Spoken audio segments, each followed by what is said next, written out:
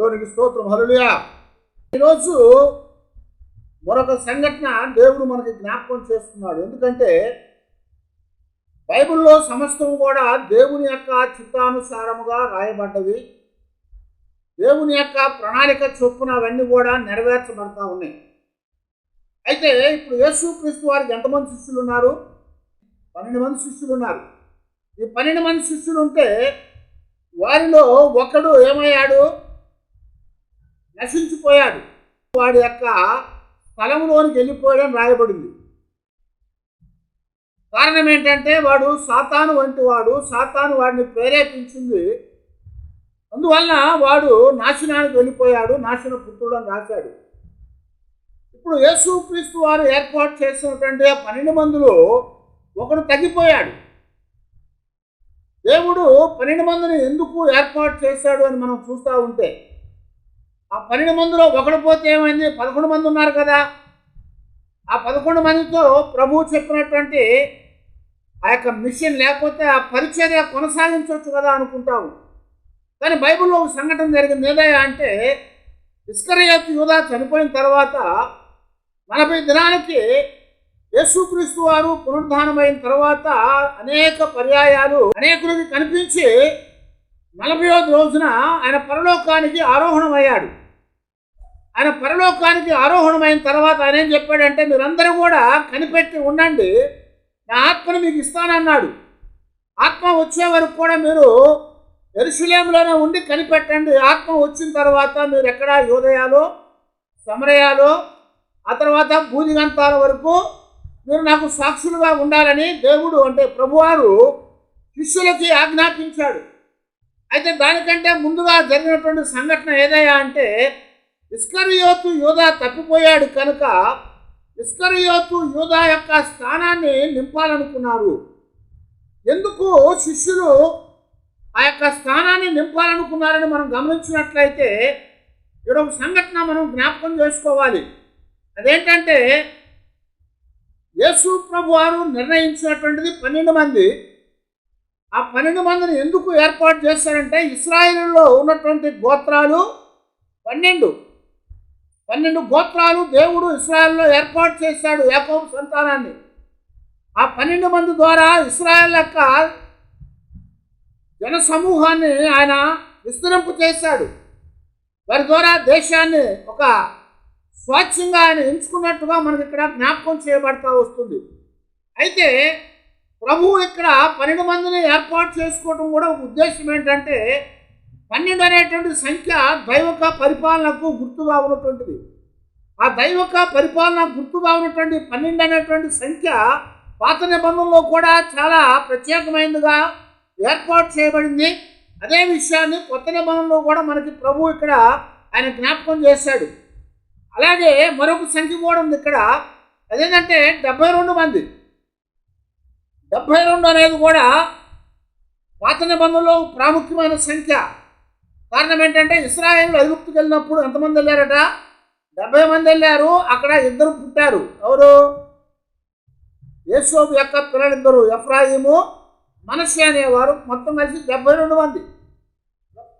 72 మంది జనాంగం ఐగుప్తుకు వెళ్ళారు.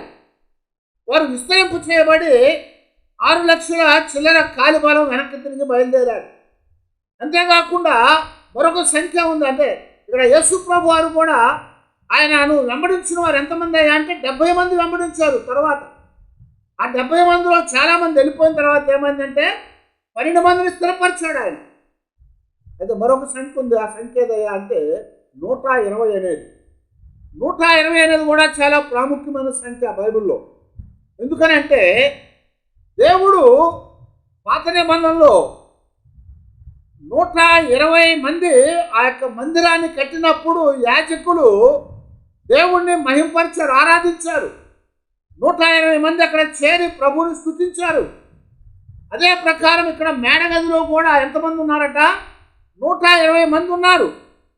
అక్కడ అంతకమంటే ఎక్కువ మంది ఉండొచ్చు, కానీ 120 మందిని అక్కడ మనకి జ్ఞాపకం చేస్తున్నాడు అన్నమాట. అందువల్ల ఈ 12 అనేది 72 అనేది లేకపోతే 120 అనే ఈ సంఖ్యలు బైబిల్లో చాలా ప్రాముఖ్యమైనవి. అందుకొరకే యేసుక్రీస్తు వారు తన శిష్యుల్ని ఏర్పాటు చేసుకున్నప్పుడు 12 మందిని ఏర్పాటు చేశాడు. ఆ 12 మంది అనేటువంటిది 12 గోత్రాలకు సూచనగా ఉంది. యేసు ప్రభువారు మరొక మాట చెప్పాడు, ఇదిగో ఈ యుగ సమాప్తి అయిన తర్వాత మరలా భూమి మీద పరిపాలన జరగబోతోంది, 1000 ఏళ్ల పరిపాలన. అప్పుడు మీరు 12 సింహాసనాల మీద కూర్చొని ఇశ్రాయేలు గోత్రాలని ఏలుబడి చేస్తారని చెప్పారు. ఎవరితో చెప్పారా మాట? పాత నిబంధనలో గోత్ర పెద్దలకు చెప్పాడా? కాదు. యేసు ప్రభువారు తను ఏర్పాటు చేసుకున్నటువంటి 12 మందికి చెప్పాడు, శిష్యులకు చెప్పాడు. కాబట్టి ఇప్పుడు 12 మంది లేరు, ఎంతమంది ఉన్నారు? 11 మంది ఉన్నాడు, ఒకడు పోయాడు. అందువలన 12వ వాడిని పూర్తి చేయటం, అంటే 12వ వాడిని ఎన్నుకోవటం అనేది చాలా ప్రాముఖ్యమైంది. ఈ 12వ వాడిని ఎన్నుకోవటం మరి ఎంతగా ప్రాముఖ్యమైందయ్యా అంటే, ప్రభువు అప్పగించినటువంటి ఆ యొక్క పరిచర్య కొనసాగించడానికి, వారిని ఎన్నుకోవటానికి దేవుడు వాళ్ళకు ఒక సమయాన్ని అనుగ్రహించాడు అన్నమాట. అయితే ఇక్కడ మనం అపోస్తలుల కార్యాల్లో 1వ అధ్యాయంలో 18 నుంచి మనం చూస్తూ ఉంటే, అక్కడ ఇస్కరియోతు యూదా గురించి మనకు రాయబడతా ఉంది. వాడు ఏం చేశాడట? ఈ యూదా ద్రోహం వల్ల సంపాదించిన రూకలినిచ్చి ఒక పొలం కొనేను. అతడు తల్లకిందులుగా పడి నడిమికి బద్దలైనందున అతని పేగులన్నీ బయటికి వచ్చెను. ఈ సంగతి యెరూషలేములో కాపురం ఉన్న వారికందరికీ తెలియవచ్చును కనుక వారి భాషలో ఆ పొలము అకెల్దామా అనబడి ఉన్నది. దానికి రక్త భూమి అని అర్థము. ఇందుకు ప్రమాణముగా అతని ఇల్లు పాడైపోవును గాక, దానిలో ఎవడును కాపురం ఉండకపోవును గాక, అతని ఉద్యోగము వేరొకడు తీసుకొనును గాక అని కీర్తన గ్రంథములో రాయబడి ఉన్నది. హల్లెలూయా. ఏమన్నాండి ఇక్కడ? ఇస్కరియోతు యూదా వాడు వెళ్ళిపోయాడు. వాడు ప్రభువుని అమ్మేసిన 30 వెండి రూకలు తీసుకొని తిరిగి ఆ యొక్క యాజకుల దగ్గరకు వెళ్ళాడు, ప్రధాన యాజకుల దగ్గరకు వెళ్ళాడు, శాస్త్రుల దగ్గరికి వెళ్ళి, అయ్యా మీ డబ్బులు మీరు తీసుకొని ఆయన విడిచిపెట్టేయమన్నాడు. కానీ వాళ్ళు ఏమన్నా అంటే, నువ్వు చేసిందే చేసావు, ఇంక మాకు సంబంధం లేదు, వెళ్ళిపోరా అని తోసిస్తారు వాడిని. ఆయన బయటకు వచ్చి నాకు ఏం చేస్తాడంటే, ఏం చేయాలి అర్థం కాక ఆ రూకలు పడవేశాడు. పడవేసి పోయి చెట్టుకి ఉరి పెట్టుకొని తెచ్చాడట. అయితే వాడు ఎలా చనిపోయాడయ్యా అంటే, కళ్ళకిందులుగా పడి నడుమికి బద్దలై పేగులు బయటకు వచ్చి చనిపోయాడు. ఇదంతా కూడా యెరూషలేములో ఉన్నటువంటి కాపురం ఉన్న వారందరికి కూడా తెలిసింది. అందుకనే ఆ భూమికి వాళ్ళు ఏమని పేరు పెట్టారంటే, హెబ్రీ భాషలో అకల్దామా అని పేరు పెట్టారు. ఆ భూమికి అకల్దామా అని పేరు పెట్టారు. అంటే అర్థం ఏంటట? రక్త భూమి. ఎందుకంటే యేసుక్రీస్తు వారిని అమ్మటానికి తీసుకున్నటువంటి, ఆయన చంపి ఆయన రక్తాన్ని కార్చడానికి తీసుకున్నటువంటి 30 రూకలు, ఆ రూకలతో కొన్నటువంటి భూమి. అది కూడా ఎలాగా? వాడు చచ్చిపోయాడు కనుక వాడిని పాతి పెట్టడానికి కొన్నారట. ఇప్పుడు వాడి రక్తం కూడా అక్కడ చిందించబడింది. ఒక బైబిల్ పండితుడు చెప్తున్నాడు కదా, ఎందుకు వాడికి ఉరేసుకుంటే నడుము బద్దలైపోయి పేగులు బయటకు వచ్చినాయంటే, సాతానట వాడిని ఉరి వేసుకున్న వాడిని అలాగ పైకి లేపేసిందట. వాడు పైకి లేపుకోగానే గాలికి అలాగ పైకి వెళ్ళిపోయి ఆ తాడు దగ్గర పైనుంచి కింద పడిపోయాడు. ఆ పడంగానే కింద ఉన్న రాళ్ళ మీద నడుము ఇరిగిపోయి పొట్టబగిలి పేగులు బయటకు వచ్చిందని ఒక బైబిల్ పండితుడు జ్ఞాపకం చేశాడు. అయితే ఇక్కడ మనకు వాడు ఎలాగ చచ్చిపోయినప్పుడు కూడా అక్కడ రక్తము చిందించబడింది కనుక, ఆ రక్తము వాడు ఎలాగ చనిపోవాలో చెప్పబడింది కనుక అలాగ వాడు చనిపోయాడని రాశాడు. కానీ వాడి గురించి రాయబడినటువంటి ప్రకారంగా అతని ఇల్లు పాడైపోవును గాక, దానిలో ఎవరు కాపురం ఉండకుండా పోవును గాక, అతని ఉద్యోగము వేరొకడు తీసుకొనును గాక అని జ్ఞాపకం చేస్తున్నాడు. అతని ఉద్యోగము వేరొకడు తీసుకొనును గాక. అతని ఇల్లు పాడైపోయింది, అతడి ఉద్యోగము మరొకడు తీసుకొనును గాక అని కీర్తన గ్రంథంలో రాయబడి ఉన్నది అని ఇక్కడ మనకు సెలవిస్తూ వచ్చారు. ఎందుకనయ్యా అంటే, వాడు చేసిన పనికి వాడు వెళ్ళిపోయాడు. కానీ వాడి ఉద్యోగం మరొకరికి ఇవ్వాలి.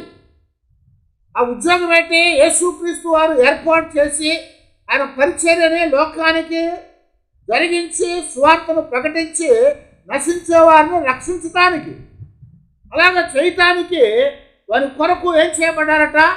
ఆయన ఉద్యోగాన్ని మరొకరికి ఇవ్వటం జరుగుతుందని చెప్తున్నాడు అనమాట. అది కీర్తన గ్రంథంలో మనకి రాయబడినట్లుగా దేవుని వాక్యంలో మనకి ఎక్కడ రాసుకోవచ్చు. చూడండి, 109వ కీర్తనలో 8వ వచనం ముందు రాస్తున్నాడు ఈ మాటలు.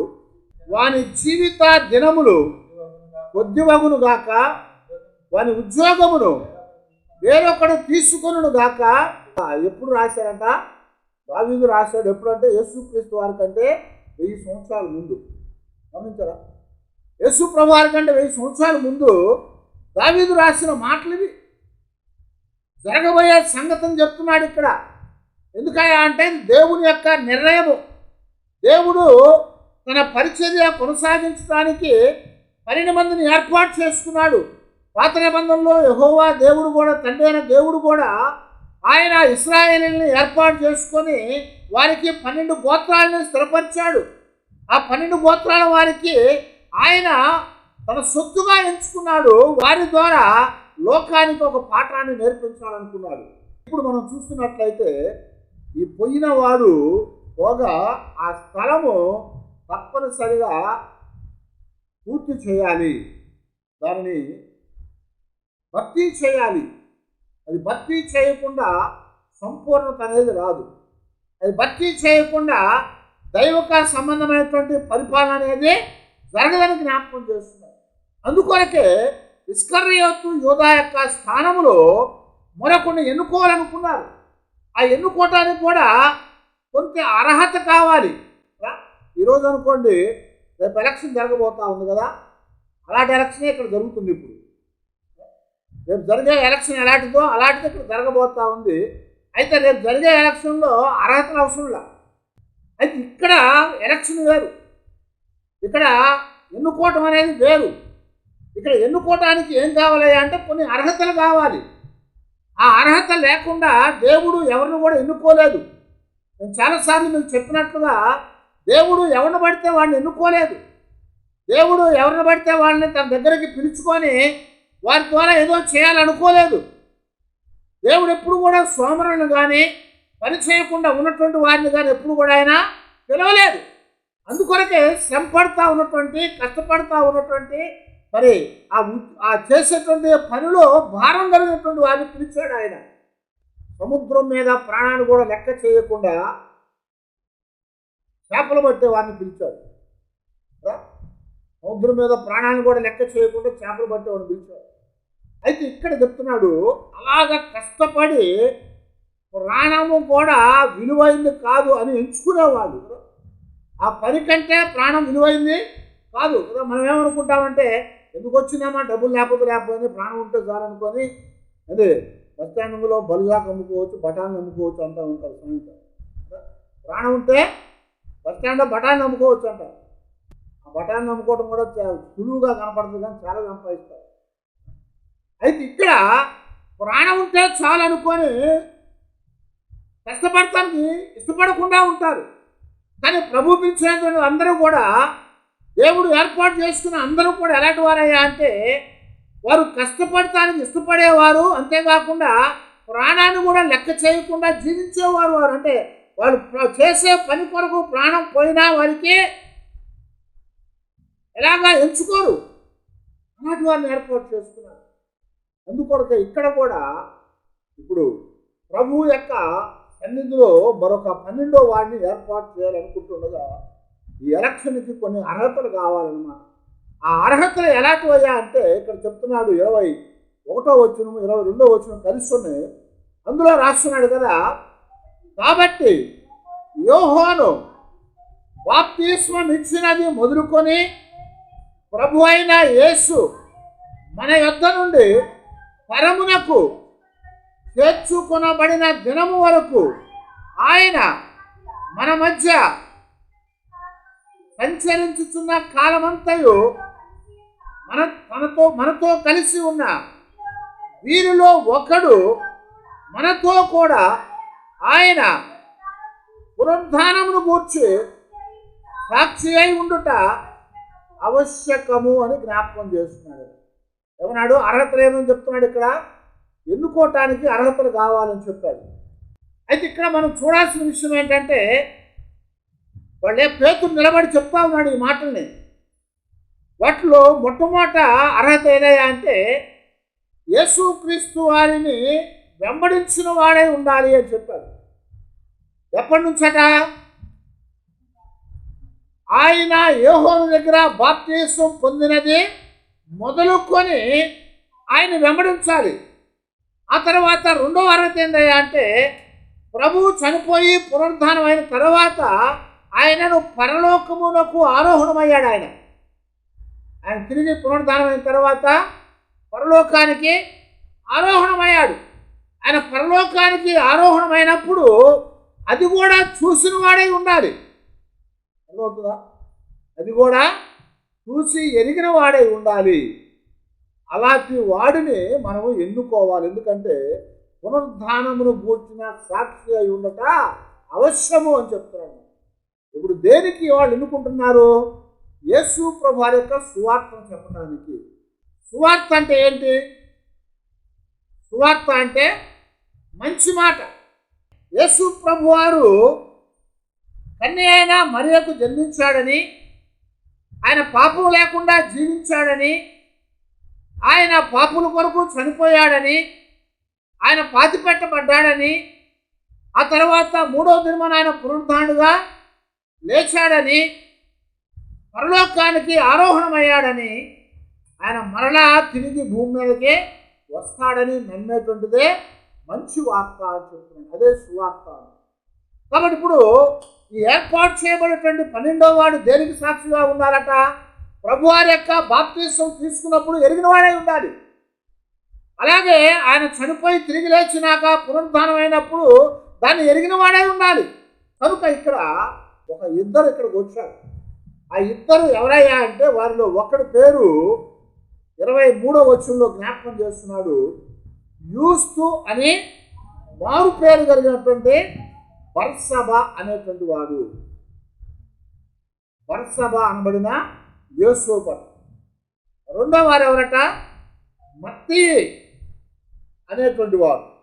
ఈ ఇద్దరిని మనం చూస్తూ ఉంటే, ఒకడేమో యూస్తు అని పేరు ఉన్నటువంటి మారు పేరు ఉన్నటువంటి బర్సబా.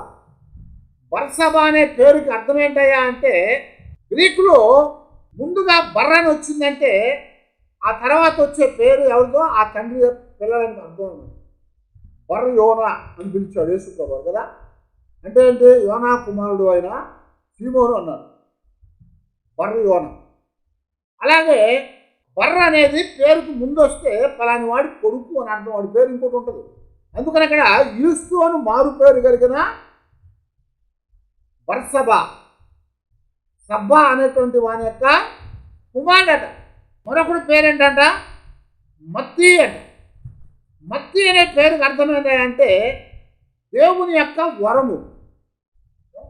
దేవుని యొక్క వరము. మత్తయి అంటే వేరు. అర్థమైందా? మనకి ఇక్కడ మత్తయి ఆల్రెడీ ఉన్నాడు ఇక్కడ కదా. మత్తయి అంటే ఎవరు? మనకు సువార్తల్లో మొట్టమొదటి మత్తయి సువార్త రాసిన వ్యక్తి. ఆదిమ సంఘంలో కూడా చాలా కన్ఫ్యూజ్ అయిపోయారు చాలామంది. ఇతని పేరు ఏంటంట? మత్తీ. మత్తీ అనేటువంటి పేరు వేరు, మత్తయి పేరు వేరు. మత్తయి అనే పేరు కలిగిన వాడు ఉన్నాడు. అతని పేరుకి అర్థము దేవుని యొక్క వరము అని అర్థం. ఆ దేవుని యొక్క వరం అని చెప్పేటటువంటి అర్థం కలిగినటువంటి ఈ మత్తయి ఇద్దరు కూడా అక్కడ ఉన్నారు. వారిద్దరిని అక్కడ ఉంచి వాళ్ళు దేవునికి ప్రార్థన చేస్తూ పాత నిబంధన ఆచార ప్రకారంగా వాళ్ళు ఏం చేయబోతున్నారా అంటే చీట్లు వేయబోతున్నారు. ఇక్కడ చీట్లు వేశారట. ఎందుకనంటే చీట్లు వేయటం అనేది పాత నిబంధనలో ఒక ఆచారంగా ఉంది. ఆ ఆచారము మనం చూస్తూ ఉంటే లేవి కాండంలో 16వ అధ్యాయం 8-9 వచనాల్లో మనకు కనపడుతుంది. అక్కడ అటోన్మెంట్ డే అనగా ప్రాయశ్చిత్త దినము రోజున 2 మేకలను తీసుకొని ఒకటి దేవుని పేరు మీద, ఒకటి ప్రజల పేరు మీద చీట్లు వేస్తారు. దేవుని పేరు మీద వచ్చిన చీటు ఏం చేస్తారట?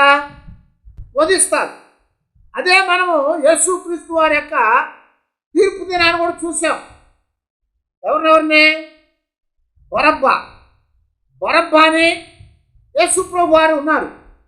వాళ్ళిద్దరూ ఉన్నప్పుడు వాళ్ళిద్దరిని కూడా ఏమని చెప్పారంటే, ఇదిగో నేను మీ కొరకు యేసు అనే ఇతన్ని నేను విడుదల చేయబోతున్నాను, మీకు యేసు కావాలా లేకపోతే బందిపోవడానికి బరబ్బా కావాలని అడిగాడు. అందుకు ప్రజల్ని ఏమని ప్రేరేపించారు? బరబ్బయే కావాలి. చీట్లు వేశారు. ఏమని? బరబ్బా కావాలి. బరబ్బా కావాలంటే బరబ్బాని విడిచిపెట్టమని దేవుని పేట యేసుప్రభు వారికి చీటీ వచ్చింది. అందుకని యేసుప్రభు వారిని తీసుకెళ్ళి వధించారు, అంటే మరణానికి అప్పగించారు. బరబ్బాని వదిలేశారు. అదే లేవికాండం 16వ అధ్యాయంలో 8-9 వచనాలు మనం చూసాం చీట్లు వేయటం. అదే ప్రకారము ఇశ్రాయేలు కూడా కనాను దేశానికి వచ్చిన తర్వాత దేవుడు వారికి కూడా చీట్లు వేసుకున్నారు. వాడు ఎక్కడ స్వాస్థ్యాన్ని ఇచ్చేటప్పుడు యెహోషువ గ్రంథంలో 14వ అధ్యాయం 2వ వచనం చదవండి. మోషే ద్వారా యెహోవా ఆజ్ఞాపించినట్లు యాజకుడైన ఎలియాజరును, నూను కుమారుడైన యెహోషువయు ఇశ్రాయేలీయుల గోత్రముల యొక్క ఇతరుల కుటుంబముల ప్రధానులను చీట్లు వేసి 9 గోత్రముల వారిని, అర్ధగోత్రపు వారికి తమ స్వాస్థ్యములను పంచిపెట్టిరి. ఏమన్నాడు ఇక్కడ? పాత నిబంధనలో చీట్లు వేసి పంచిచ్చేటువంటి, లేకపోతే చీట్లు వేసి ఒక నిర్ణయాన్ని తీసుకున్నటువంటి ఒక ఆచారం ఉందన్నమాట. అయితే ఆ ఆచారాన్ని ఇప్పుడు వీళ్ళు కూడా పాటిస్తూ ఉన్నారు. ఇక్కడ మనం అనుకోవచ్చు వీళ్ళు దేవుని గమనించేవారు కదా, క్రైస్తవులు కదా, క్రైస్తవులు చీట్లు వేసుకోవచ్చు అని. చాలామంది చీట్లు వేస్తూ ఉంటారు కదా, ఏది ఎన్నుకోవాలని చీట్లు వేస్తూ ఉంటారు. అయితే దేవుడు చెప్తున్నాడు ఇక్కడ మనం చీట్లు వేయకూడదు, ఎందుకంటే పరిశుద్ధాత్మకి ప్రార్థన చేయాలి. అయితే వీళ్ళు ఎందుకు వేస్తారు ఇక్కడ? ఇప్పుడు కూర్చున్న 11 మంది ఎందుకు చీట్లు వేశారు? 12వ వాడిని ఎన్నుకోవడానికి. చీట్లు వేసిన పని ఏమొచ్చింది? ఇంకా అప్పటికి వాళ్ళ మీదకి పరిశుద్ధాత్మ దిగి రాలేదు ఒక్కొక్కరి మీద. ఇప్పుడు మనం చీట్లు వేసే అవసరం లేదు, ఎందుకంటే దేవుడు ప్రతి హృదయాన్ని కూడా ఎఫెసీ పత్రికలో చెప్పినట్టుగా పరిశుద్ధాత్మ చేత ఏం చేశాడంట? ముద్ర వేశాడు. ప్రతి ఒక్కరి మీద కూడా 2వ అధ్యాయం అపోస్తుల కార్యాల్లో ఆత్మ అగ్ని నాలుగుగా వచ్చి వాళ్ళ మీద దిగిందట. ఒక్కొక్కరి మీద కూడా దిగిందని. కాబట్టి ఇప్పుడు మనం ఏం చేయాలన్నా మన లోపల ఉన్న ఆత్మతో మాట్లాడాలి, పరిశుద్ధాత్మతో మాట్లాడాలి. ఆత్మ మనకి ఏం చేయాలో తెలియజేస్తుంది ప్రార్థన చేస్తున్నాం. అయితే ఇక్కడ అప్పటికి ఆత్మ అనేది వాళ్ళకి ఒక్కొక్కరి మీదకి రాలేదు కనుక, అందుకనే వారు పాత నిబంధనని ఆచరించినటువంటి వారుగా ఉన్నారు కనుక వారు చీట్లు వేశారు. వారు చీట్లు వేసి ఆ చీటీల్లో ఏం చేశారయ్యా అంటే 2 పేర్లు రాశారు. వారిద్దరిలో ఒకరు బర్సబా, మరొకడు మత్తి. బర్సబా, మత్తి అనేటువంటి ఆ 2 పేర్లు రాసి వేసినప్పుడు వారు ప్రార్థించినప్పుడు ఏమైందయ్యా అంటే వారిలో అక్కడ మరి యేసు క్రీస్తు వారి యొక్క నిర్ణయం చొప్పున మత్తయి పేరు చీటి వచ్చింది. మత్తయి పేరున అపోస్తులత్వం పొందటానికి చీట్లు మత్తయి పేట వచ్చింది అని చెప్తున్నారు. గమనించారు? ఈ చీట్లు వేయటం ద్వారా వారు ఎన్నుకున్నారు. ఆ చీట్లలో ఒకరిని ఎన్నుకున్నాడు దేవుడు. ఎందుకు ఎన్నుకున్నాడు అంటే అది దేవుని యొక్క నిర్ణయం. అది ఇద్దరిని నిలబెట్టారు. అక్కడ ఇద్దరిలో ఒకరు మాత్రమే అక్కడ ఖాళీని పూర్తి చేయాలి. ఆ ఖాళీని ఒకరే పూర్తి చేయాలి కనుక ఆ ఇద్దరు కూడా యోగ్యులు. ఎందుకంటే ఈ ఇద్దరు కూడా ఎవరయ్యా అంటే యోహోను గారి దగ్గర యేసు ప్రభు వారు బాప్తిసం పొందిన దగ్గర నుంచి ప్రభువుని వెంబడించిన వారట. ప్రభువుని వెంబడించారు. వాస్తవానికి ఇస్కరియోతు యూదాని కాకుండా మత్తీనే ప్రభువారు ఏర్పాటు చేసుకోవాలి. ఇస్కరియోతు యూదాని కాకుండా మత్తీని ఏర్పాటు చేసుకోవాలి. కానీ ఇప్పుడు దేవుని యొక్క ప్రణాళిక అనేది నెరవేర్చబడాలి. దేవుని యొక్క లేఖనాల ప్రకారముగా ప్రవచనం అనేది నెరవేర్పులోకి రావాలి. అదిగో ఆయన హితుడైన వాడు, స్నేహితుడైన వాడు ఆయన్ని అప్పగించాలి. ఎవడో బయట వచ్చి అప్పగించడానికి వీలు లేదు. అందుకొరకే తన స్నేహితుడు, నా హితుడు, నా ఇంట భోజనం చేసిన వాడు నన్ను తనటానికి తన మడిమను ఎత్తేవాడుగా ఉండాలి. వాడే అప్పగించాలి. ఎందుకంటే ఆ తర్వాత ప్రవచించబడ్డ ప్రవచనం నెరవేర్పులోనికి రావాలేమని వాడి ఉద్యోగము మరొకడికి ఇవ్వబడును కాక. వాడి ఉద్యోగము మరొకడికి ఇవ్వబడాలి. అందుకని వాడిని ప్రభు ఎన్నుకున్నాడు. అయితే మనకి ఇక్కడ ఏమనిపిస్తుంది అంటే, నేను కూడా యోగ్యంగా కదా, నన్ను ఎందుకు ఎన్నుకోలేదు? నన్ను ఎన్నుకోలేదు కాబట్టి ఆయనతో నాకు సంబంధం ఏంది, నా పని నేను చేసుకుంటానని మత్తయి వెళ్ళిపోలేదు. గమనించారా? మత్తయి కానీ యూస్తు అని మారు పేరు కలిగిన బర్సబా లేకపోతే యేసోబు అనే అతను కానీ వెళ్ళిపోలేదు. నన్ను ఎన్నుకోలేదు, నేను ఎందుకు ఉండాలి వీళ్ళలో? నాకు గౌరవం లేనప్పుడు నేను ఎందుకు ఉండాలి కదా? మనకు వచ్చే ఆలోచన ఏంటి? నన్ను గౌరవించినప్పుడు నేను ఎందుకు ఇక్కడ ఉండాలి? నాకు అర్హత ఉంది, నాకు అర్హత ఉన్నా కానీ నన్ను ఎన్నుకోకపోతే నేను ఎందుకు వీళ్ళతో కలిసి ఉండాలి?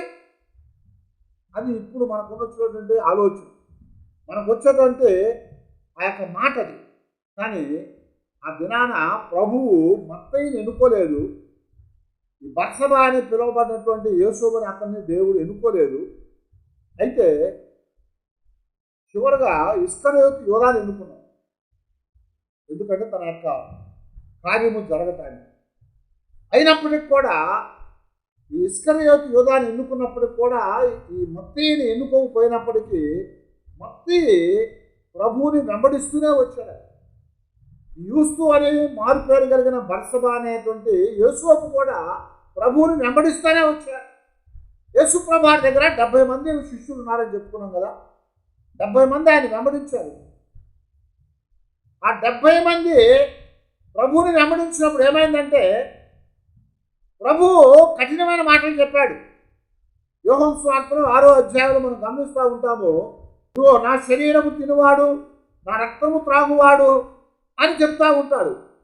ఎవడైతే నా శరీరం తింటాడో, ఎవడైతే నా రక్తానికి పానం చేస్తాడో వాడు నాతో పాలు పొందుతాడని చెప్పాడు.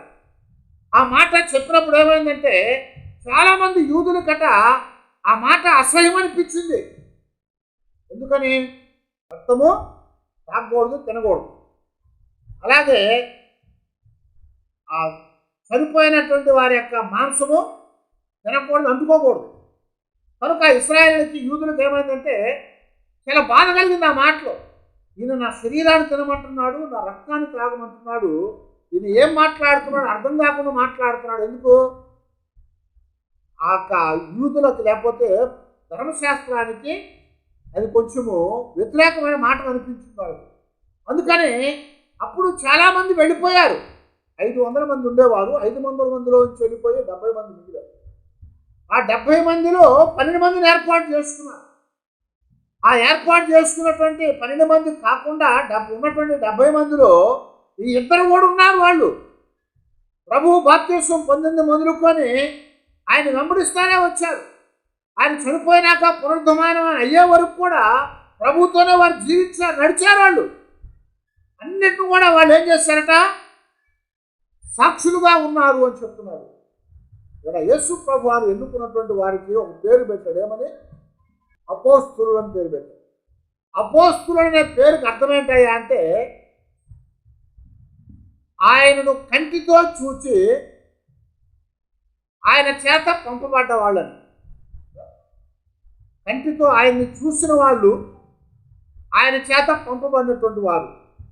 అపోస్తులు అంటే పంపబడిన వాడు అర్థము. మరొక అర్థం ఏంటంటే ఆయనతో ఉన్నటువంటి వాడు, ఆయనను కంటితో చూసిన వాడు. 12వ వాడుగా ఈ మత్తయి అనేటువంటి వ్యక్తిని ఎన్నుకోవడం జరిగింది. ఎలాగయ్యా అంటే, దేవుడు ఆ చీట్ల ద్వారా అతని పేరు వచ్చేట్టుగా చేశాడు. అందుకనే అతన్ని ఎన్నుకొని అతని ద్వారా ఇప్పుడు అపోస్తులుగా అతను పంపబడటానికి, అపోస్తులుగా ఇస్కరియోతు యోధా ద్వారా ఆగిపోయిన పనిని అతను కొనసాగించడానికి దేవుడు అతన్ని ఏర్పాటు చేసుకున్నాడు. అతని ద్వారా దేవుని యొక్క కార్యము జరిగించబడిందని ఇక్కడ మనకి జ్ఞాపకం చేస్తుంది. అందుకొరకే మన జీవితాల్లో కూడా మనము దేవుని చేత ఎన్నుకోబడ్డామని చెప్తున్నారు. మనమైతే అపోస్తులుగా కాదు కానీ ఆయన బిడ్డలుగా ఎన్నుకోబడ్డాం. అంతకంటే ఎక్కువగా రాజులుగా, యాజక సమూహంగా ఏర్పాటు చేసుకున్నామని చెప్తున్నాడు ప్రభు. రాజులుగాను, యాజక సమూహంగా. అపోస్తుల కంటే కూడా గొప్పదది. పాత నిబంధనలో యాజకులు అనేవారు గొప్పవారు. యాజకుడు అనేవారు గొప్పవారు. ఎందుకంటే యాజకుడు చెప్పిన మాట రాజు వినాల్సిందే. మనం చెప్పుకున్నాం కదా, రాజు కూర్చొని ఉజ్జియా ఏం చేశాడు, ప్రవక్త రాలేదని చెప్పి, యాజకుడు రాలేదని చెప్పి గబగబా ముందుకెళ్ళిపోయి ఆ ధూప వేదిక మీద సామ్రాణి వేసాడు. నేను రాజును కదా అనుకున్నాడు, కానీ రాజు కంటే గొప్పవాడు యాజకుడు, ప్రవక్త అని దేవుడు జ్ఞాపకం చేస్తున్నాడు. అందువల్ల ఇక్కడ మనము అపోస్తులుగా కాకపోయినప్పటికీ యాజకులుగా, రాజుల సమూహంగా ఉండడానికి దేవుడు ఏర్పాటు చేస్తున్నాడు. మనందరినీ కూడా ఇప్పుడు ఆయన ఏర్పాటు చేసుకొని ఆయన పరిచర్య చేయటానికి మనకందరికి కూడా ఆ యొక్క గొప్ప ఆజ్ఞని అప్పగించాడు. ఆ గొప్ప ఆజ్ఞ ఏదయ్యా అంటే మనకి మత్తయి సువార్తలో, అలాగే మార్కు, లూకా, యోహాను సువార్తల్లో రాయబడినటువంటి చివరి మాటలు. చివరిలో ఏం చెప్పాడు ప్రభు? ఆయన ఆరోహణం అయిపోతా, ఇదిగో మీరందరూ కూడా ఏం చేయమన్నాడు, సర్వలోకానికి వెళ్ళి సర్వ సృష్టికి సువార్తను ప్రకటించండి అని చెప్పాడు. అది ఎవరెవరికి చెప్పాడు? అపోస్తులకు మాత్రమే చెప్పాడా? అపోస్తులకి మాత్రమే కాదు కానీ అక్కడ చేరిన అందరికి కూడా చెప్పాడు. అయితే అపోస్తులు అప్పట్లో ప్రభువుతో ఉన్నారు కనుక, ప్రభువుని వెంబడించారు కనుక ప్రభు చేత పంపబడ్డారు. ఎక్కడికి పంపబడ్డారు? ప్రభు ఇద్దరిద్దరిని ఏర్పాటు చేసి మీరు వెళ్ళి సువార్త చెప్పమని చెప్పాడు, మీరు వెళ్ళి అద్భుతాలు చేయమని చెప్పాడు, మీరు వెళ్ళి మహత్కార్యాలు జరిగించండి, దయ్యాలు వెలగొట్టండి, రోగాలు బాగు చేయండి అని ప్రభు చెప్పాడు. అలాగా ఆయన చేత పంపబడ్డటువంటి వారు. బహుశా ఈ 12 మంది కాకుండా ఈ ఇద్దరు కూడా వాళ్ళతో పాటు వెనకాల వెళ్ళి ఉంటారు. ఎందుకంటే 70 మంది ఇంకా మిగిలిన వాళ్ళు ఉన్నారు కదా. వాళ్ళు కూడా ముందు వరుసలో ఉన్నటువంటి వారు వెళ్తూ ఉంటే వారు వెనకాల వెళ్ళారు వీళ్ళు కూడా. అందుకొరకే ఇప్పుడు ప్రభు యొక్క బాప్తిసం మొదలుకొని పునరుద్ధానం వరకు ఎరిగినటువంటి, కంటితో చూసినటువంటి వారిని ఎన్నుకోవాలి కనుక ఆ ఇద్దరిలో మరి దేవుడు మత్తీయుని యోగ్యుడిగా ఎంచాడు. వాళ్ళిద్దరిలో మరి మత్తీయుని దేవుడు ఎన్నుకున్నాడు చీట్ల ద్వారా. ఆ చీట్లు అంటే ఏంటి?